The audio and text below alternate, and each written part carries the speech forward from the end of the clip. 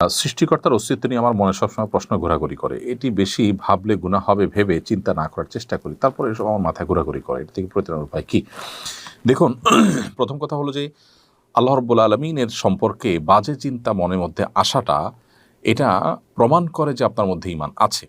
প্রিয় নবী সাল্লাল্লাহু আলাইহি সাল্লাম ঠিক এই ধরনের একটি প্রশ্নের উত্তরে এরকম কথাই বলেছেন। তাকে একজন সাহাবী যখন বলেছেন যে আল্লাহ সম্পর্কে আমার মনে বাজে চিন্তা আসে, তখন নবী সাল্লাল্লাহু আলাইহি সাল্লাম বলেছেন, যাকা নাফসুল ঈমান।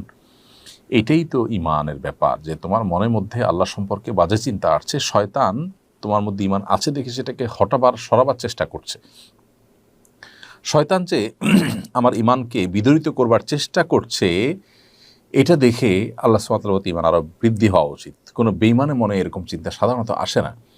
যিনি ঈমানদার তার মনে এই চিন্তাগুলো আসে। ব্যাপারটা হলো এরকম যে কারোর ঘরে যখন সম্পদ থাকে সেখানে চোর ঢুকে, আর যখন কোথাও সম্পদ নেই সবাই জানে সেখানে কিন্তু চোর প্রবেশ করে না। চোর প্রবেশ করাটা